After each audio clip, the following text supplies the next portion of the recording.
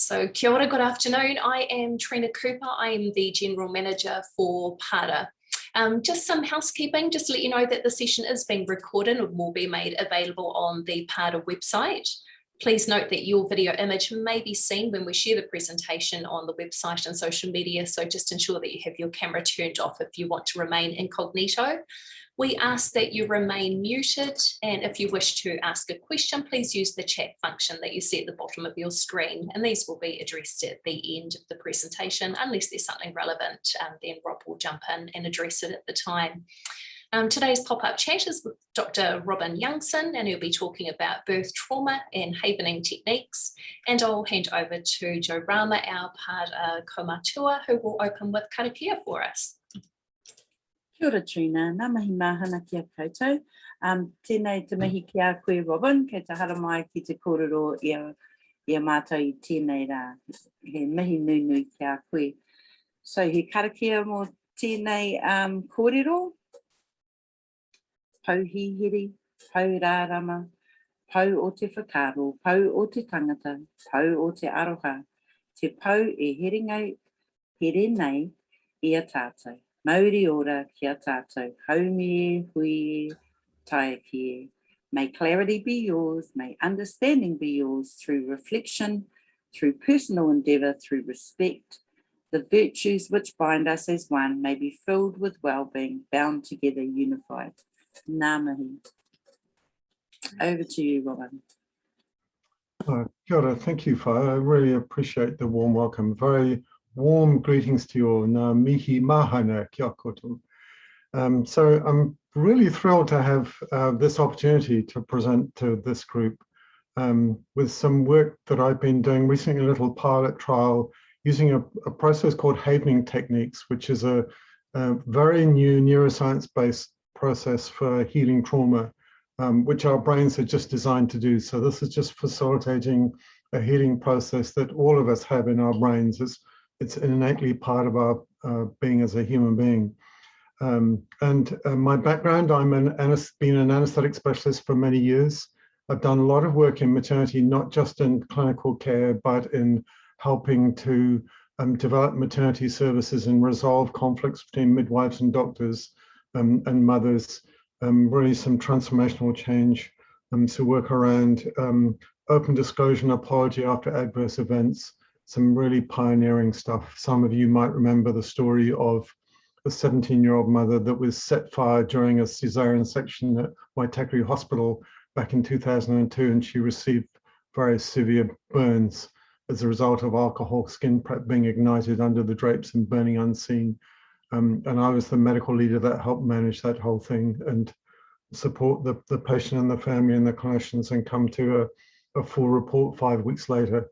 So we set a first precedent for open disclosure and healing after adverse events that's now become much more universal practice. So this work is very meaningful for me.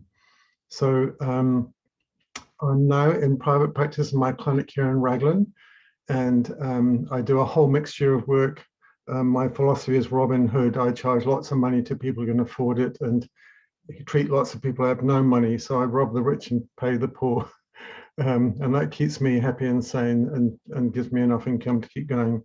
Havening is very new. The first training course was in 2013. There's only about 600 certified practitioners in the whole world, of whom now about 40 are in New Zealand. I was number 2, and I'm now trained in this technique. And I've been concerned that we should get some really good evidence-based practice and research trials done. So we want to do some randomized controlled trials, but to do that, you've got to have some preliminary data. So we've been seeking, a really good, well-defined trauma that's really important in people's lives.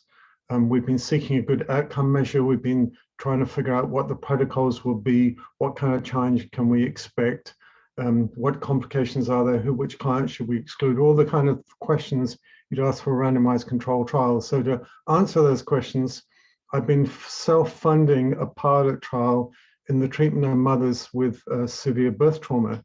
And I've reached out through midwifery networks and Plunkett and various other networks inviting any mother with a traumatic experience of childbirth to contact me, and I'm offering completely free care. Most of it has been in person, and some of it's been by Zoom connection with people in Nelson and all sorts of places. And I'm using an outcome measure, which is called the Impact of Events Scale. So this is a self-reported measure of symptoms of PTSD, and I'm going to share my screen very briefly and show you that scale. I don't have a PowerPoint presentation, you'll be glad to hear, but I'm just going to show two different slides, and this is the first one, which is just so you can see the kind of symptoms the mothers are reporting. So just bear with me. Here we go. Share that. Hang on, I've got the wrong thing.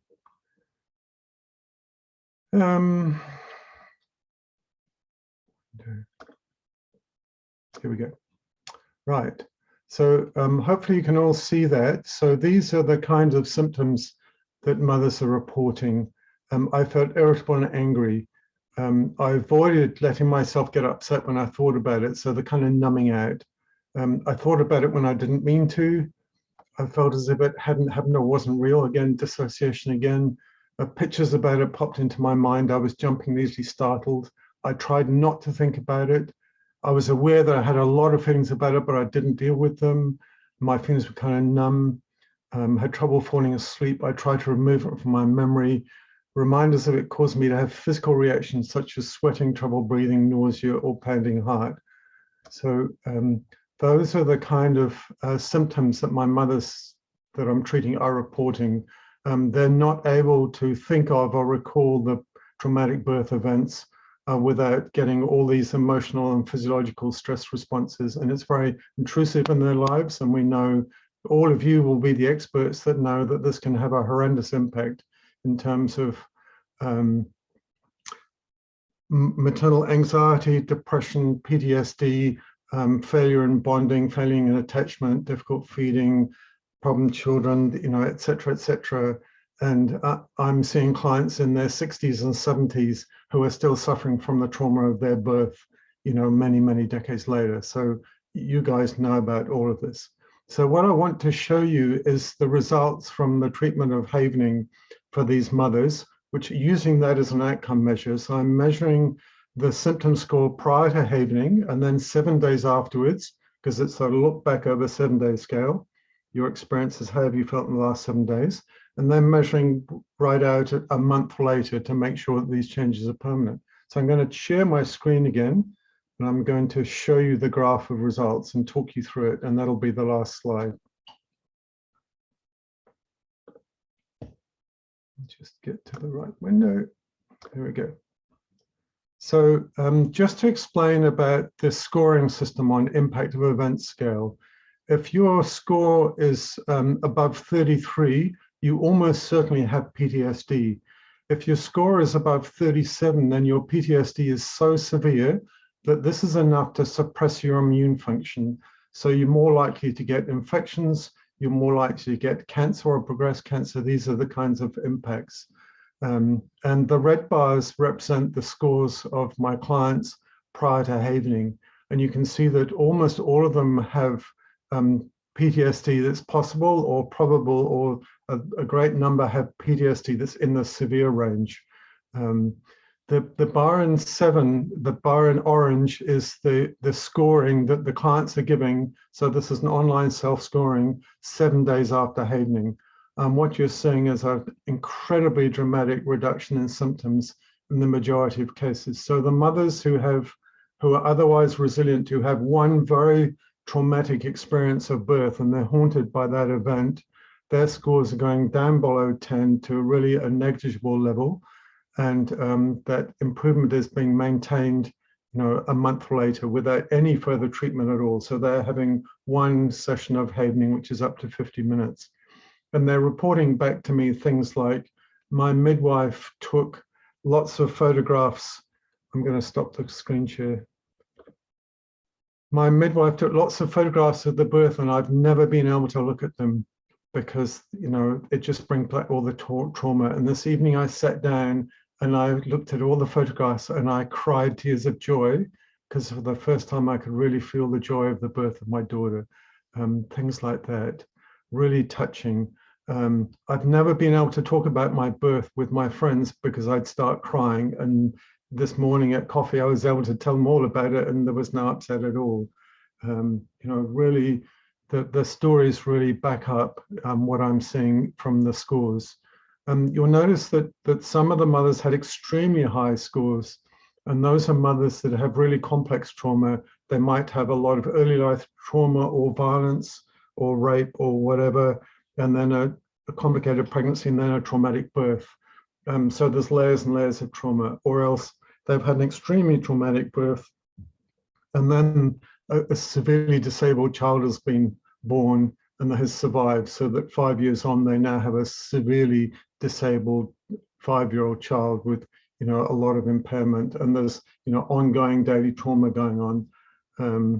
And the worst case of all is a lady from a Māori mother with a background of extreme poverty, violence, disadvantage, etc., etc. And her birth story, I'm not going to relay to you because it's like a horror movie. And she's, ACC have been sending her to psychiatrists and psychologists and counsellors, none of which have done any good whatsoever. And she has the most severe PTSD I've ever seen. And her score has been halved after 2 sessions of evening, and we're doing ongoing work, and ACC is now funding that. So that's setting a new precedent because they haven't recognized this kind of therapy at all. So I want to tell you about this miraculous thing that's happening that I'm witnessing, because it's just the most beautiful, gentle process that you could imagine. That most of my evening sessions are conducted in laughter and fun and kind of mind games, and it's not some horrible process of dredging up, you know, traumas and trying to process it. The havening is developed by a USA doctor and researcher in the USA called Dr. Ronald Rudin, who started work on this 20 years ago. He's the first person who's elucidated in great detail the neural pathways and molecular mechanisms by which a traumatic event, like a traumatic childbirth, gets stored in the brain, in a part of the brain called the amygdala. And basically what happens is during a traumatic event like that, we kind of form a multimedia web image in our mind of every single aspect of the event, the context, the setting, the sights, the sounds, the smells, the time of day, who was around, what was happening, the trauma, how we felt inside, our emotional reaction, our physical reaction, our stress response, our body posture. Every single detail is hardwired and stored in the amygdala as a traumatic memory. And that hardwiring occurs within minutes.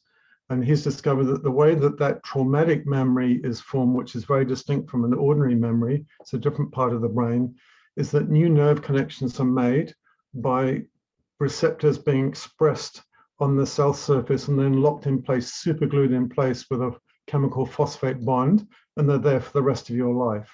So anytime later on, 20 years or 50 years later, the same subconscious stimuli or remembering the event can trigger the traumatic memory. And then every state of your being that exists at that time of trauma floods into you.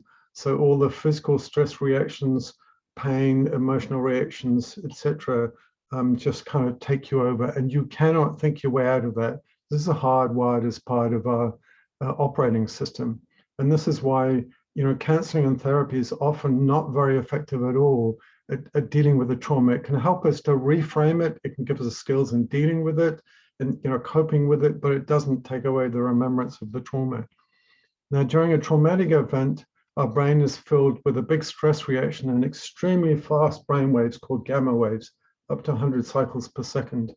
And it turns out that the superbly elegant mechanism within the nerve cells is frequency sensitive. So when it sees very high frequency, causes an oscillation of calcium ions within the neuron, it says, okay, push lots of receptors up to the cell surface and lock them in place, superglue them in place with a chemical bond, and then they're going to be the rest of your life waiting to be triggered, like alarm circuits that are set. During the havening process, what we're doing is that we're flooding the brain with very high levels of slow brain waves called delta waves. And the only time we normally have lots of delta waves is during deep sleep, which is also called slow wave sleep. And deep sleep is a time of healing and replenishment. It's also connected with learning. So if we ask a subject to recall very briefly for 30 seconds a traumatic event, it activates the nerve circuits that are holding that trauma. When the nerves are activated, it changes the voltage on them. It changes something to do with the receptors so we can start working on them. And then we flood the brain with these delta waves. And the frequency sensitive mechanism inside the brain sees a low frequency oscillation of calcium ions, and it activates an enzyme called a phosphatase that dissolves away the phosphate bond. The receptors become free in the cell membrane, and then this molecular mechanism grabs hold of them, pulls them into the cell and disposes of them. This molecular reaction occurs in 5 to 8 minutes. So behind me, where you can't see, I have someone sitting who's experienced having this morning, and she's been sitting there with astonishment on her face, where in 10 minutes, a traumatic diagnosis around a diagnosis of cancer was just, all the trauma was completely erased. She can remember precisely what happened. The objective memory has not changed, but all the fear and the trauma is just gone. It's, you know, as if she's not there. Now, the way that we create these delta waves in the brain was one of Dr. Rudin's just wonderful leaps of intuition, because he realized that human connection and touch is inherently a part of healing. And he'd looked at mothers and babies in the way that mothers stroke and hold their babies and stroke their faces and soothe them. And he noticed the empathetic touch that people do. He noticed that when people are nervous, they rub their hands together, or they rub their hands on their legs like this to calm themselves down if they're feeling nervous. And so he had an intuition that this might be connected to healing. And they took a whole pile of subjects into a neuroscience lab, and they measured the brain waves. And they did forms of vibration and tapping and stimulus to different parts of the skin, and showed that there are 3 areas of the body that, when they're stimulated with a soothing stroke, generate massive levels of delta waves in the brain. So I'm a bit of a geek. I got my own brainwave monitor. And if I measure my brain waves and do this soothing touch to myself, within 30 seconds, the level of delta waves increases about 20 times. I flood my brain with delta waves. The 3 areas of skin that are exquisitely sensitive, that allow us to connect and heal together as human beings, are the palms of the hands. And people do this when they're nervous, or they rub their hands on their legs. It's a downward stroke on the upper arm, which is the empathetic touch. We reach out to others to offer support when we see them distressed. It's always a downward stroke. And then it's stroking anywhere on the face, across the forehead, down the side. You can try this if you like. And across the cheeks. So if you like, you can all just sit there and join me in self-hating for the rest of the presentation as we talk about it, because this within 30 seconds is going to radically change your brain state. So the physiology of this is absolutely fascinating, because in the skin, we have lots of different sensations. So we can feel a light touch, we can feel pressure, we can feel hot and cold, sharp pain, dull pain. But all these senses are carried by specialized individual nerves. They've discovered a new kind of nerve, and the only job that nerve has is to carry a soothing touch, a knowledge of a soothing touch. And if you find one of those nerves and put an electrode in it and measure the signals, if you do this at a nice soothing rate, you get the maximal signals. If you do it too fast, the signals drop off. If you get up and down, the signals drop off. If you do it up, the signals, you always have to calm down. Do you notice that? We don't calm up, we calm down. It's really interesting, the language. So, so he's put all these elements together and then created these protocols that's allowing us to take a terrible trauma. So the protocol is very simple. As I've done, 3 times this morning, you ask someone to recall a horrible event. They don't have to tell you anything about it at all. I can work completely content-free. Recall that, just to be brave, as one of my clients said, for 60 seconds.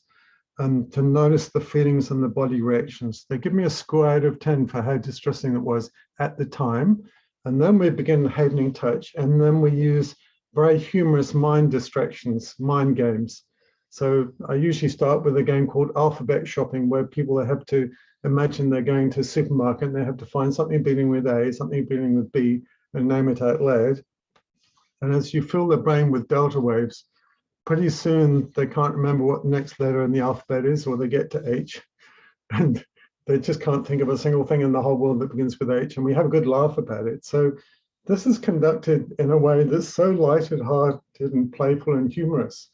And in the meantime, the trauma is just dissolving itself away all by itself in the background by this mechanism within the amygdala. Some clients go from a score of 10 to 0 in like 10 minutes flat. Some people will take 45 minutes and we just take them down in a series of steps. And the molecular mechanism only works for 5, 6, or 7 minutes. So we do the havening and the mind games and distractions and stories for that amount of time. Then we take them back to the memory again. It reactivates the circuits, reactivates the memories. We get a new score. Was 10, now it's 7. We do some more havening, more stories, more mind games. Go back again, now it's a 5, go back. And this is the process that I've used for the clients with the birth trauma. So that's a basic explanation of what we're doing and the physiology behind it. It's completely astounding to witness. You get clients who begin tearful, frightened, anxious, all the physiology of that fear reaction run as they recall the events. And 10 minutes later, sometimes they're smiling, they're laughing, they're elated, they're astonished. You see the changes in the physiology, which is everything the science predicts. And it's just the most beautiful work to do. And we are essentially curing severe PTSD in most mothers in 1 session, in some mothers 2 sessions, and in really complex cases, 2 or 3 or 4 or 5 sessions that, have a lifetime of trauma. And this just gives us so much new hope. It's not the end of it, because there's a number of cases of severe chronic pain where chronic pain got encoded or hardwired as part of the trauma. When we heal the trauma, the pain goes away. Literally just curing chronic pain in 1 session. I've seen it a number of times. It's just astounding. Now, in early life trauma, we don't recall the traumatic events before about the age of 4. So we can't go directly to the memories, but we can work with whatever is presenting the difficulties that the client has in life, their emotional difficulties, relationship difficulties, physical stresses. So we got various protocols to work with feelings, with emotions, with stresses. And that gradually uncovers layer by layer. It's a bit like doing archaeology and digging down to the deeper layers and uncovering the underlying trauma and healing it. We may heal the trauma without ever knowing what it is. So there's a whole variety of protocols. So that's in a nutshell, that's what havening is. It's now my full-time work. I've done hundreds and hundreds and hundreds of clients. I've done 21 mothers so far. I'm still at the moment offering free care for all mothers. I can do it by Zoom or in person. And it's really, just a miraculous thing to do. Now, so what I'm gonna do is invite, I see there are some questions in the comments. So here's a question, but they're scrolling really fast. So maybe we can invite questions spoken so that I can actually have a conversation with you, and I'll invite you to unmute yourself, and Trina can help facilitate this, because I'd really just like to answer all your questions and have a conversation. Denise, would you like to unmute and ask your question? You've got some good comments there. Hi, sorry. I felt like I was just firing all these things off. I just love the sound of this. It appeals to me so much. I just wondered, I think I've put up about 3 questions, sorry. If parents or people in general, not just necessarily parents, don't score highly enough to be diagnosed with PTSD, would they still be able to be referred for havening? Yeah, anyway, it's the client's experience. I'm just using that as an outcome measure.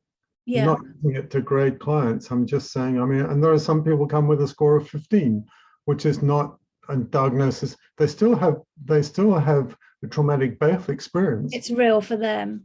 They have a traumatic birth experience.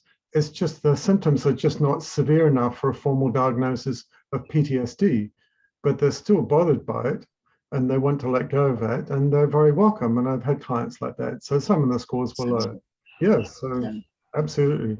Cool. And when people have had their session with you, presumably when you send them away, you encourage them to continue using the techniques to deal with kind of stresses and anxieties going forward? Yeah, so I often teach clients just the most simplest self-havening technique.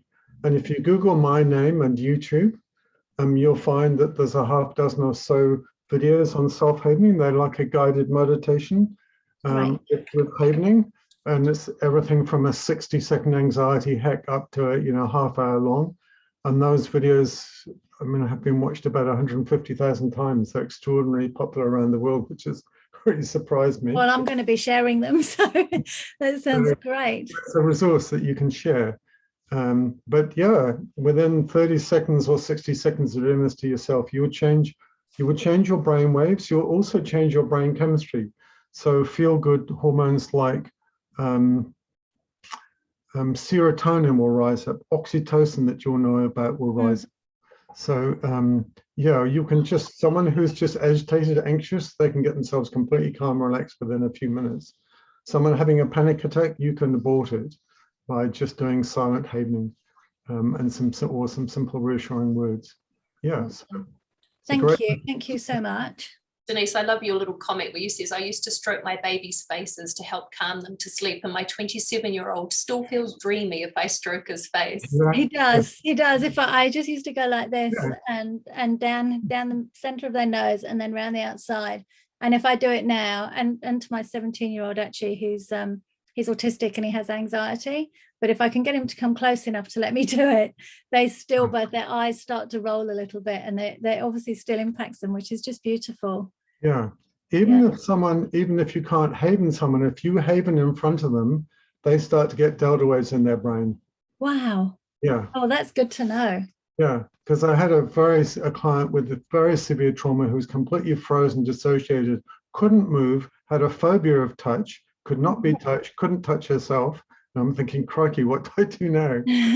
So I sat her in one corner of the room and I sat on the other side of the room at a very safe distance.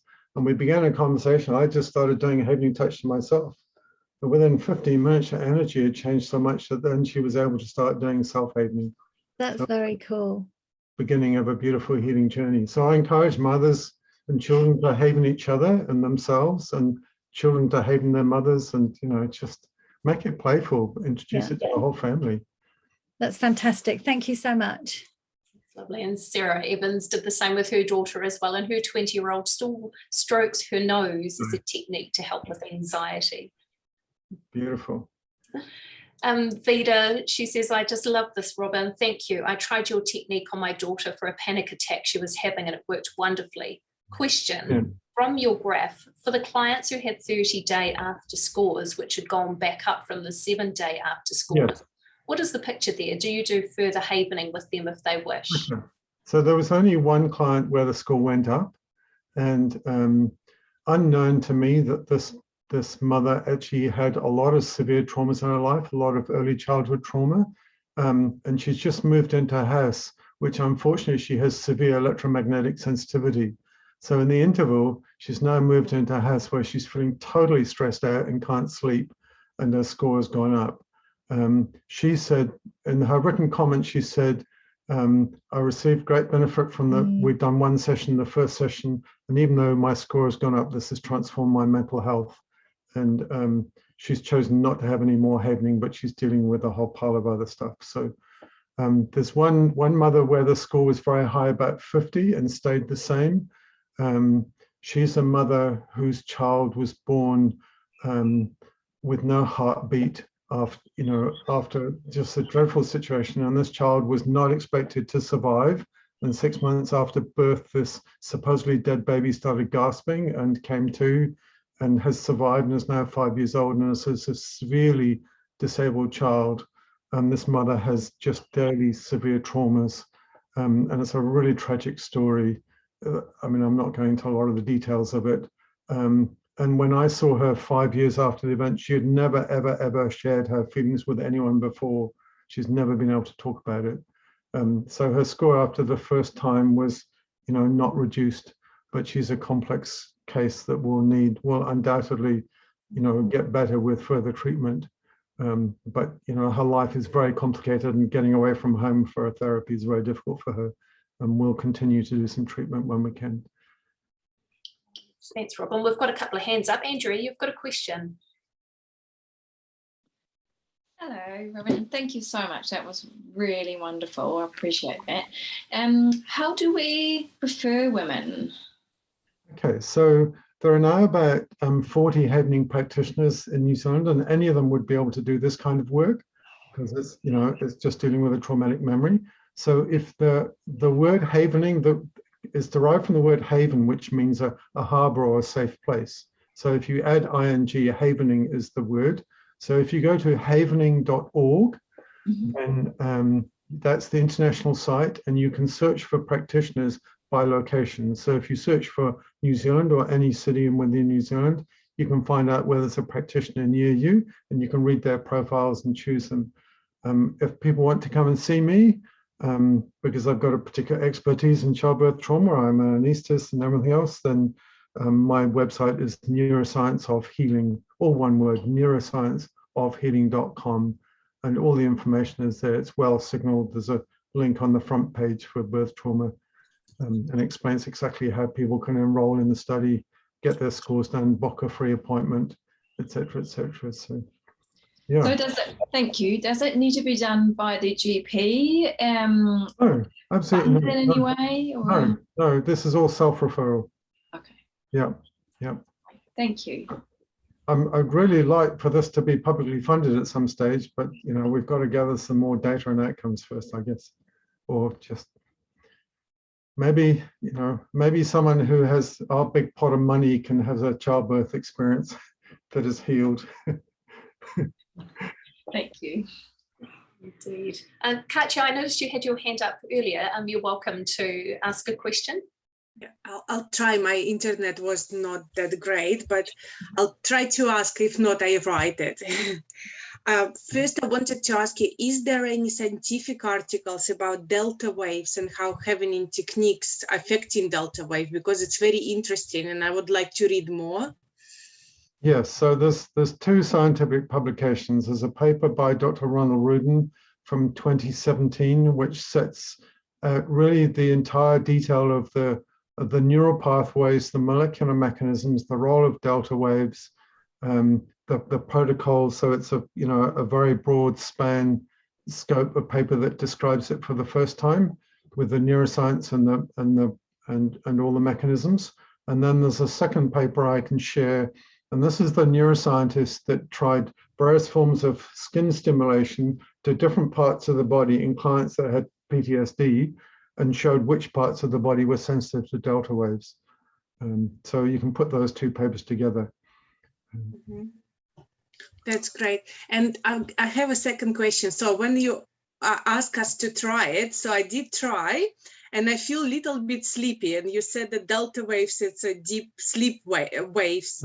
So would it help clients who struggle to fall asleep, which we have with postnatal moms? Sometimes they have time and they wouldn't be able to go to sleep. So is it something we can do? Very, very good suggestion. So if you're having trouble sleeping because you're kind of anxious or wired or whatever, 5 minutes of self-havening is just the perfect way to get your body so relaxed and settled that you're likely to fall asleep. Mm-hmm. If you do wake up in the night, you can do the same thing.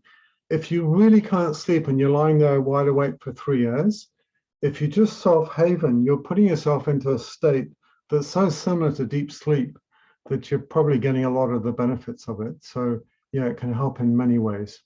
When the mother havens, it settles the mother down, and suddenly the baby's settled down.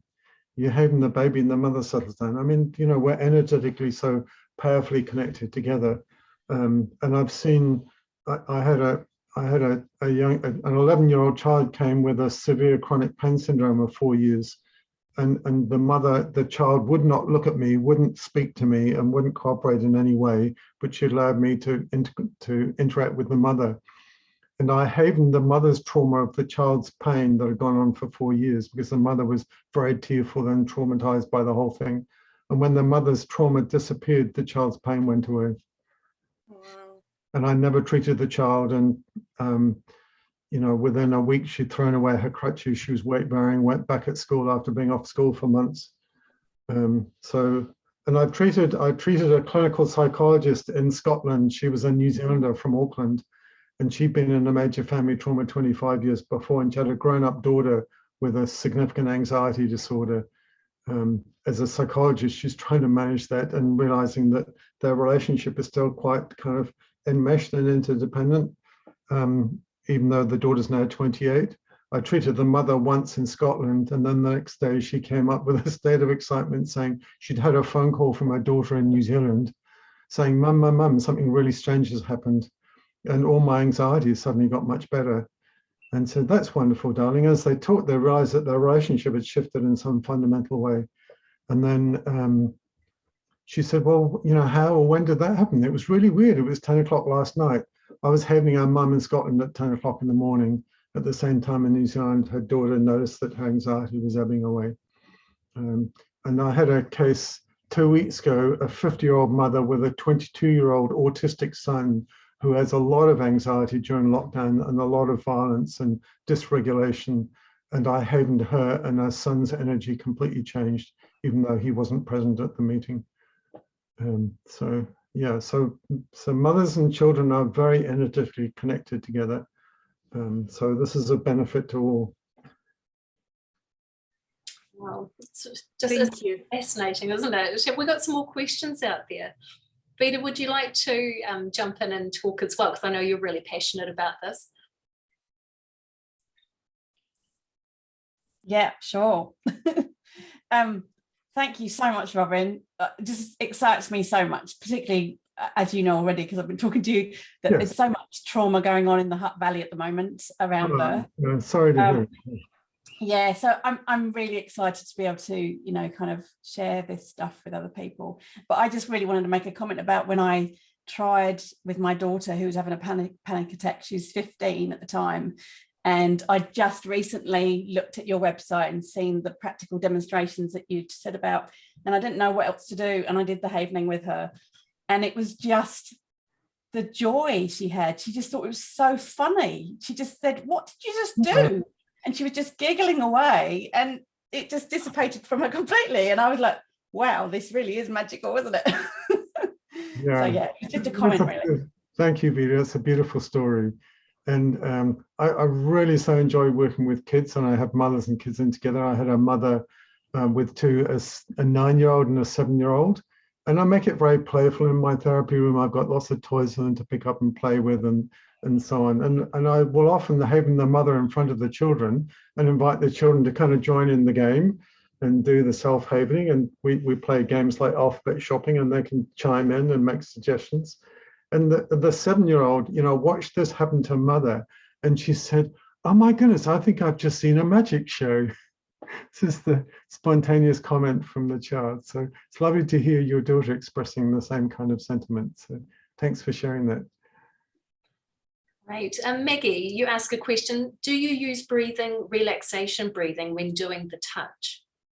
I don't personally, but it integrates beautifully with many different practices. Some people use it with body practices, with breathing, with NLP, with hypnosis.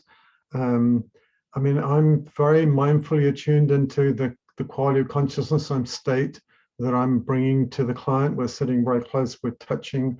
I know that my physiology and the client's physiology are very attuned, and I find my own breathing just, just spontaneously modulating or changing with the client. And sometimes it's just an impulse just to have a big sighing breath and kind of let something go. Often at the end of a round of havening and distractions, I'll get them to do a few deep breaths just to kind of settle down, but I don't particularly use breathing.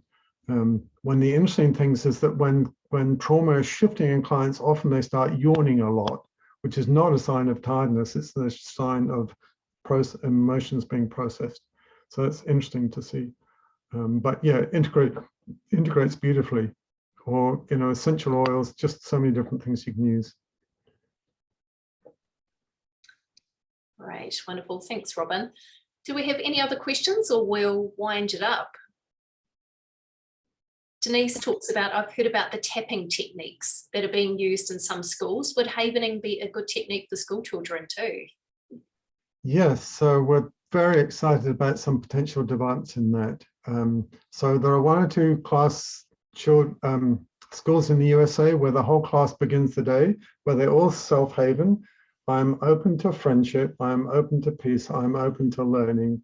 You know, just I know from running training courses where I have 30 people havening together in a room, that the energetic shift that occurs in the whole room is really profound. So you can do that. You know, imagine with kids that are just acting up or having a tantrum or whatever. I mean, we have punitive measures of controlling, you know, kids that are dysregulated at the moment. Imagine just being able to take a child quietly into a corner and do some soothing havening and talk to them and validate their feelings. You know, wouldn't that be wonderful as an alternative? So I'm very excited that a high school in Auckland who has 6 counsellors have commissioned me to do a training course for all 6 of the school counsellors. And at the same time, there's a charitable trust called Youth in Transition that are looking after about 350 young people with risk of suicide in Auckland. And they're sending their 6 counsellors to the same training course. So I've got 12 counsellors working with youth, all doing their training together, and it's been commissioned by the school and hosted by the school. And we're hoping to get an independent evaluation of what the impact of the whole school is, because I think it's going to be really profound. So I'm very, very excited about this space. And I've also been approached by a senior advisor at Te Puni Kōkiri, the Ministry of Māori Affairs, saying we want to bring a trauma-informed approach into schools and our resource teachers' learning and behaviour.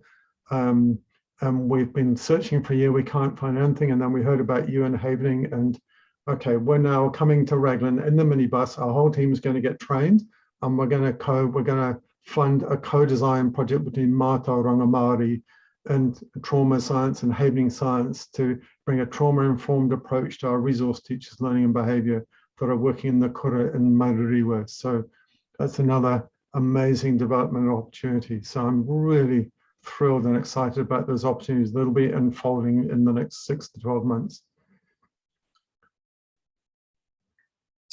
Denise says, I love that suicidal youth might be supported by this, which is very appropriate for World Suicide Prevention Day today as well. It's a technique that they can use when they're alone and scared too. It's amazing. We're so pleased to hear this. And, you know, and just imagine if that pilot was rolled out around all schools in New Zealand, the benefits of that would just be amazing, wouldn't it? Yeah, so I'm very excited with this space, and it's something that young people can use immediately. I mean, we had a daughter go through a very severe suicidal illness. I can talk about it because she's been on the Nutters Club and on radio and TV and magazines talking about her experience. And, you know, she was self-harming and cutting. This is the result of being put on a very dangerous antidepressant drug. She'd never done that before. And she was taught methods of, you know, emotional regulation instead of cutting herself with a brushing herself or whatever. So much better to have self-havening as a means of self-regulation when you're just so in so much pain and you're so dysregulated. You know, within a minute you can get yourself regulated again. Or to have peers do this to each other just in silence, or just haven and talk. I mean, I have some visions about peer networks of youth that just start spreading these kind of practices and help each other out and support each other. So yeah, there's a whole generative space opening up in these kind of opportunities. And imagine these youth being able to self-soothe as a teenager, who will then potentially go on to become a parent, and whatever traumas could happen at the time, then they could do their self-soothing. Yeah. You know, it's Yeah. That's really why, you know, this work is so precious to me at the beginning of life. I mean, this is the greatest, you know, bang for the buck here. I mean, not only is it so, you know, heartfelt and touching and meaningful, but it's, you know, if we can make a good start to life, we're setting people up for success for the rest of their lives. Because by the age of 3, we pretty much wired the brain in the way it's going to be. And, you know, with havening, we can go back and start repairing that damage, but, you know, it can be a lot of work to do. If we can support people to be healthy and heal, you know, right at the beginning of life, in pregnancy, during birth, at the first bonding, all these events. Yeah, so I take mothers back into the womb for the experience in the womb when their mother, you know, their mother was pregnant as a result of a rape, and there's all this trauma going on, and the baby's getting traumatized in the womb as a result of the mother's trauma. We can go back and heal that. We can heal the birth experience. We can create a safe first connection and bonding. if that wasn't safe or well connected or good attachment in the beginning. So we can go back and repair a lot of early life experiences almost back to conception. So I'm a doctor, and some of the things I've witnessed are really a bit woo-woo and strange, but they're very real. All right, a couple of other questions and then we'll jump to the hands up. How do you get trained in it? Is there training in Auckland? So at the moment, I'm the only person offering training courses. There's another trainer in Wellington, but she stepped back for the moment. I only do face-to-face training because I think this is a really precious practice of human connection and touch and healing, and I won't do it online. So I offer weekend training courses in Raglan. And there's 4 to 5 hours of science to learn, and there's an online science training course you can do online in your own pace prior to that, and then it's intensive weekend training.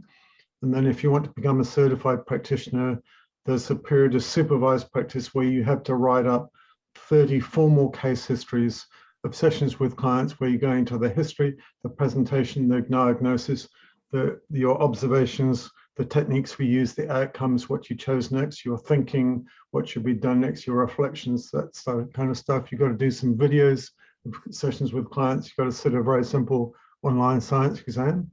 And you could get that whole thing done in a few months spare time and become a certified Having practitioner and bring all the wisdom and knowledge from your existing practices into that. So it's not an onerous training requirement at all. So I've seen people go on a training course and be a certified practitioner within 3 months. To really set their mind. And all the details are on your website, aren't they? All the details on my website, yeah. Brilliant, great. Question, is the touch always done by the person themselves, or would another person do it to them? Yeah, really good question. So there are some clients don't want to be touched, but they come to my clinic, so they do their own self-touch, sitting on the sofa at a small distance from me, and I do self-having to myself. That's how I work with someone on Zoom. If I am working with someone on Zoom, if there's someone in the client's home that can do the having touch, like I've had a father do having touch to a 16-year-old girl who's got anxiety and panic disorders, and that was just the most beautiful thing to see the father's loving touch and the changes in the daughter. So I'm facilitating the process, but the touch is being applied by a third person. So yeah, just every creative possibility you can think of. So. Great. Maggie, you've got your hand up. Oh, we'll just unmute you, Maggie. Oh, there you go. Can you hear me? Indeed. Yeah.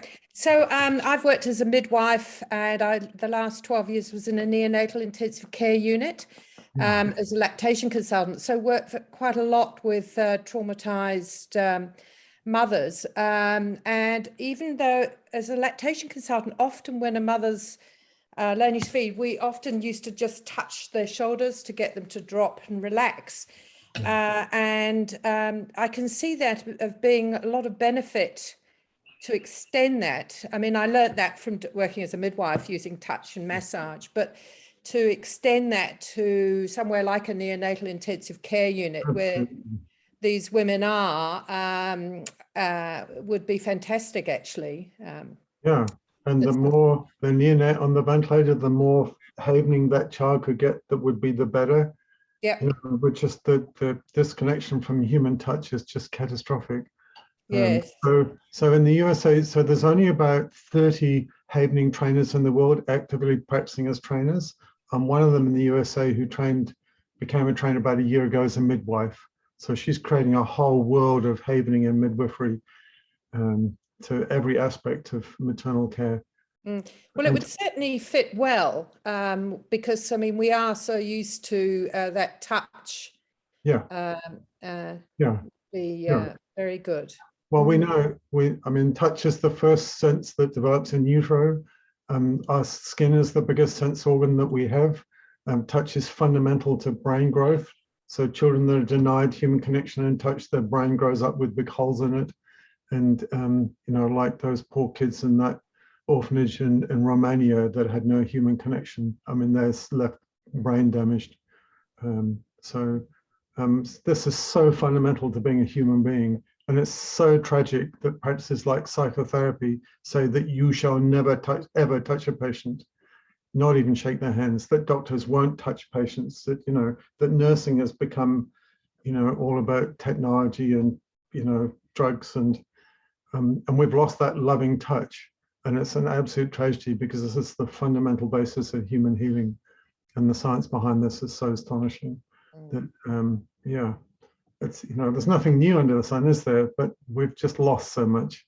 But to have the neuroscience study behind it is really, you know, exciting. Thank you. I need to go in a minute because I have my next client coming to clinic briefly. Well, that's great. Well, we're winding up. So, Robin, thank you so very, very much for your time today. You know, it's just so great to hear about some other techniques and skills that can just possibly help all our mums and dads and kids and just, you know, everyone in that space. I'll ask Joe Rama, our Pāra Kaumatua, to close for us. And thank you very much for your time. Before you do, I noticed the last comment is someone says, when can I book in? So It's me, Robin. so if you go to Joe, and if you go to my website, you'll find, so I don't have any staff, so people completely online, they go online to my system, they register themselves as clients, and then you get to see my whole diary, my whole calendar, and you can pick and choose dates to suit yourself, and you can make a booking yourself and pay for it either face-to-face or by Zoom, and you manage appointments, and you get an online portal you can see on your phone, so you can see all your appointments, past and present, all your payments. You can communicate me, you can message with me. So it just, that's my electronic personal assistant. So that's how it works. Awesome, Robin. Hey, Robin, the kupu Māori for haven is te ahuru mōwai. Te ahuru mōwai. Te ahu. Te ahuru mōwai. Te ahuru mōwai. Yeah, and so te ahuru mōwai is likened to, you know, the state of what we want to create for our hapu wahine. Our tupuna knew the absolute importance of keeping our mama free of trauma. And so ko mirimiri is something, you know, that I make sure I always have a ko mirimiri practitioner at every haputanga wānanga. And everything you've just said just resonates. Even just sitting here, I am, you know, I'm so on edge. I'm over this being locked up, you know, and I feel good. My heart is feeling strong. In fact, it's beating again. And this morning, you know, I placed my hand on my heart and I can feel it. And this morning when I was meditating, I couldn't feel my heart, and I can feel my heart beating again. So nā mihi aroha ki a koe, he rangatira. Yeah, and I just want to close us with some prayers. Thank you so much for this time. Pūhia te kākahu raukura, pūhia te kai wharawhara, pūhia te pōhoi tōroa. Rere atu, rere mai. Whano, whano, haramai, te toki, haumie, hui, tākie. Adorn the feathered cloak, adorn the plume, adorn the air with feathers of tohoroa. Fly away, fly back, go forth with the adays, bind, gather, and unite. Nā mihi to everybody that's joined us today. And again, thank you so, so much for your wisdom, Robin. Kia ora. I'll be in touch. Yeah, ka kite anō.